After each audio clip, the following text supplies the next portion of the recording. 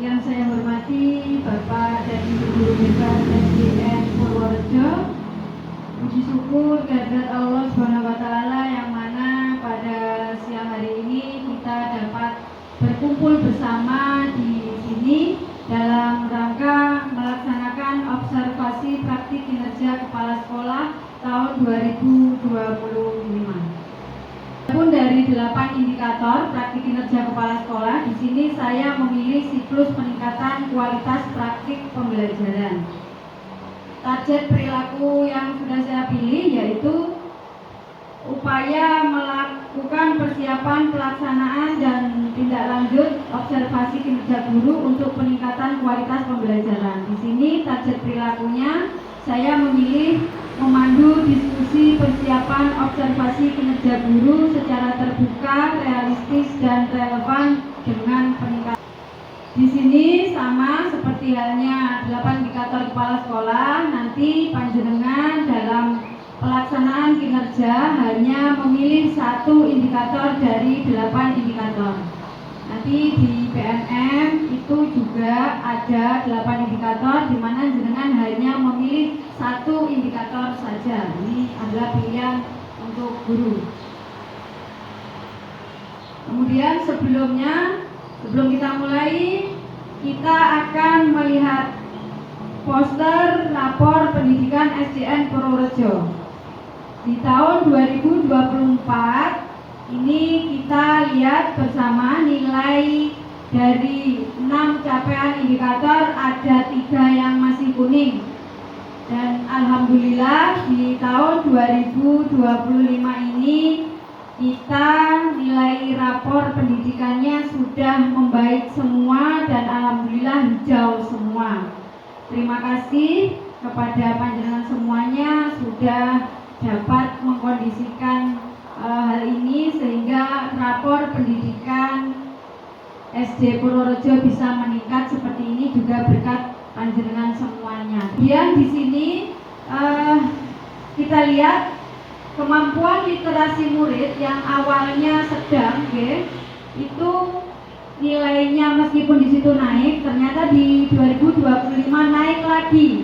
Nah, di sini adalah capaian dari rapor pendidikan kita yang paling tertinggi, alhamdulillah di numerasi murid. Kemudian untuk capaian paling bawah di sini memang kualitas pembelajaran, namun di sini yang perlu ditingkatkan adalah kemampuan literasi murid. Meskipun di sini nilainya hijau semua, di sini naik, tetapi apabila kita mengeksplor rapor pendidikan SD Purworejo itu ada beberapa sub-indikator juga yang turun. Berdasarkan hasil rapor pendidikan 2025, SD Purworejo perlu adanya perbaikan peningkatan dengan usaha, yakni observasi pembelajaran yang bertujuan untuk memperoleh data objektif tentang situasi dan kendala pembelajaran di kelas melalui serangkaian kegiatan yang akan kita laksanakan, diantaranya yaitu kegiatan pra-observasi, observasi, dan pasca observasi. Kemudian data ini nanti akan kita gunakan untuk peningkatan kualitas pembelajaran dan pengembangan profesional.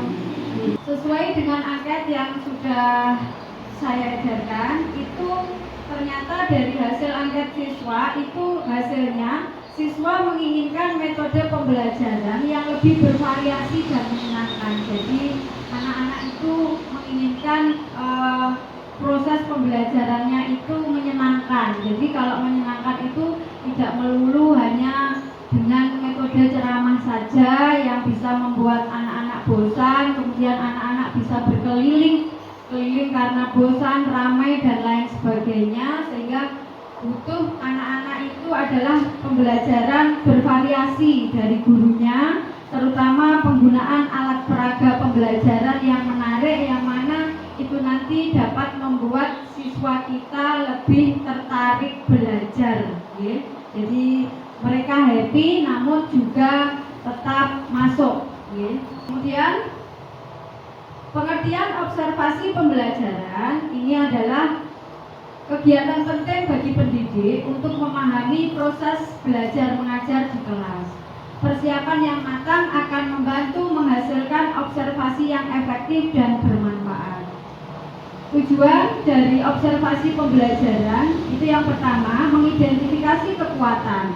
Dari observasi nanti itu dapat membantu mengetahui strategi, metode, dan teknik mengajar yang efektif. Kemudian mencari peluang perbaikan. Melalui observasi kita dapat mengungkap aspek pembelajaran yang perlu kita tingkatkan. Juga untuk memahami siswa. Observasi memberikan wawasan kita kepada karakter dan kebutuhan gaya belajar siswa yang berbeda-beda. Tahap observasi itu ada 3. Yang pertama, pra-observasi atau persiapan observasi pembelajaran. Kemudian pelaksanaan observasi pembelajaran. Yang ketiga yaitu pasca observasi pembelajaran atau refleksi dan tindak lanjutnya. Tahap pertama, pra-observasi atau persiapan observasi pembelajaran. Panjenengan nanti akan mendapatkan lembar catatan atau ini ya, seperti yang tampak pada sini, pada layar itu. Nanti panjenengan akan mendapatkannya, akan saya beri untuk diisi. Ya, ini pra-observasi ini adalah kegiatan sebelum observasi pembelajaran dilaksanakan. Tujuannya bahwa guru akan diamati, akan siap secara mental dan percaya diri dalam melaksanakan pembelajaran yang bermakna dan praktis untuk observasi yang akan datang, serta dari sini nanti akan memaksimalkan manfaat dari proses pengamatan dan umpan balik. Di tahap praobservasi, guru diberikan kesempatan untuk menyampaikan rancangan pembelajaran dan apa yang menjadi target pengembangan untuk diobservasi nanti. Ada beberapa hal selama praobservasi. Yang pertama, diskusi, dan di mana itu adalah kepala sekolah melakukan percakapan untuk membahas rencana pembelajaran, kemudian metode pembelajaran yang mau dipakai, fokus observasinya apa, kemudian ekspektasinya seperti apa. Kemudian guru mempersiapkan administrasi kelasnya seperti daftar hadir, catatan kegiatan, dan materi pembelajaran. Kemudian identifikasi tantangan, guru dan supervisor dapat mengidentifikasi potensi tantangan yang mungkin dihadapi selama observasi dan mencari solusi bersama.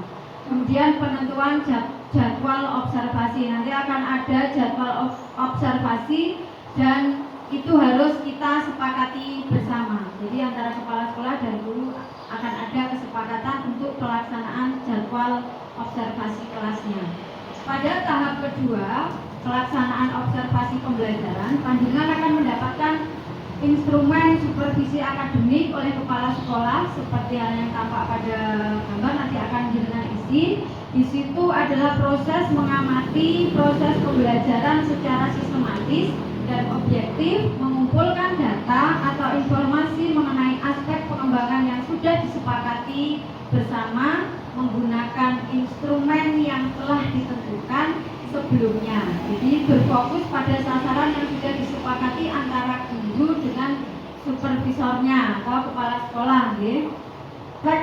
Aspek-aspek observasi pembelajaran, yang pertama ada perencanaan pembelajaran. Nanti panjenengan menyiapkan silabus, RPP, dan persiapan materi atau bahan ajarnya. Kemudian media sekalian, Kemudian pelaksanaan pembelajaran mencakup kegiatan pembuka, inti, dan penutup, itu tertuang dalam RPP-nya nanti. Kemudian interaksi guru siswa, nanti supervisor akan mengamati selama proses observasi, akan mengamati bagaimana terjadi interaksi antara guru dan siswa, baik secara komunikasi, umpan balik, dan antusiasmenya dalam pelaksanaan observasi itu bagaimana. Pada tahap ketiga atau pasca observasi, refleksi dan tindak lanjut nanti, itu terjadi percakapan dengan guru untuk membicarakan hasil-hasil dari observasinya di tahap kedua. Nanti di situ kita akan membahas hasil rencana perbaikan atau pengembangan diri untuk rencana tindak lanjutnya. Nanti akan ada lembar catatan percakapan pasca observasi, nanti akan saya berikan. Atau tindak lanjut di sini bertujuan untuk merefleksikan hasil observasi panjenengan saat melakukan observasi pembelajaran, kemudian mengidentifikasi area perbaikan mana yang perlu kita perbaiki, perlu kita tingkatkan lagi, kemudian merencanakan tindakan yang akan dilakukan untuk peningkatan kualitas pembelajaran. Diskusi ini biasanya melibatkan guru yang diobservasi dan kepala sekolah atau observator. Beberapa hal yang dilakukan selama diskusi tindak lanjut observasi kelas, Bapak Ibu. Yang pertama, memahami hasil penilaian observasi. Nanti guru dan kepala sekolah akan membahas observasinya, termasuk poin-poin mana yang poin kuat, mana area yang perlu ditingkatkan. Kemudian berbagi tantangan. Guru dapat berbagi tantangan yang dihadapi selama proses pembelajaran. Nanti bisa disampaikan mana dari sisi persiapan, pelaksanaan maupun evaluasinya. Kemudian menentukan tujuan tindak lanjut. Nanti bersama-sama guru dan kepala sekolah menentukan bagaimana upaya peningkatan perbaikan metode pembelajarannya. Kemudian merencanakan aksi tindak lanjut. Jadi nanti panjenengan juga akan merencanakan tindakan konkret yang dilakukan untuk mencapai tujuan tindak lanjut. Kemudian menentukan dukungan yang dibutuhkan. Kira-kira yang dibutuhkan apa? Misalkan rencana tindak lanjutnya seperti pelatihan atau sumber daya, dukungan dari rekan guru, teman sejawat dan lain sebagainya. Kemudian memantau dan mengevaluasi, berbagi inspirasi dan refleksi. Kesimpulannya, dengan melakukan persiapan observasi kinerja guru dengan cermat dapat menjadi sarana yang efektif untuk meningkatkan kualitas pengajaran dan pembelajaran di sekolah. Di sini untuk sesi diskusi, ini nanti jadwal akan kita atur, dan nantinya akan kita sepakati sesuai dengan jadwalnya supaya tidak berbenturan antara satu dengan jadwalnya yang guru yang lainnya. Kira-kira di sini dari siklus peningkatan kualitas praktik pembelajaran yang saya ambil, di sini ada target saya adalah memandu diskusi persiapan observasi kinerja guru secara terbuka. Di sini untuk sesi diskusi saya ingin bertanya kepada Bu Septi, kira-kira persiapan tujuan pembelajaran jenengan nanti kira-kira apa? Assalamualaikum warahmatullahi wabarakatuh. Waalaikumsalam warahmatullahi wabarakatuh. Perkenalkan, saya Bu Septi dari guru kelas 5. Pada perencanaan observasi nanti saya akan mengambil topik data dengan materi penyajian data. Untuk tujuan pembelajaran yang saya ambil yaitu melalui kegiatan percobaan, peserta didik dapat mengumpulkan data yang muncul berdasarkan pelemparan dadu. Kemudian selanjutnya melalui kegiatan percobaan, peserta didik dapat menyajikan data dalam bentuk tabel dan dengan benar. Kemudian melalui kegiatan percobaan, peserta didik dapat menyajikan data dalam bentuk diagram batang dengan benar. Dan yang terakhir, melalui diskusi kelompok, peserta didik dapat menganalisis data hasil percobaan dengan benar. Untuk metode pembelajaran yang saya ambil, yaitu menggunakan metode eksperimen, diskusi dan penugasan dengan model pembelajaran problem-based learning dengan pendekatan saintifik. Untuk media pembelajaran, saya akan menggunakan duta itu dadu data, jadi dadu bergambar. Nanti fokus tujuannya yaitu untuk pemahaman konsep matematika.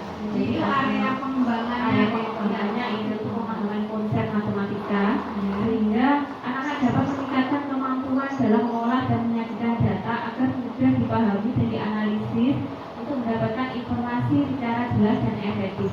Selain itu, dengan permainan dan data, anak-anak dapat meningkat antusias anak-anak dapat meningkat sehingga pembelajaran dapat berjalan secara interaktif dan bermakna.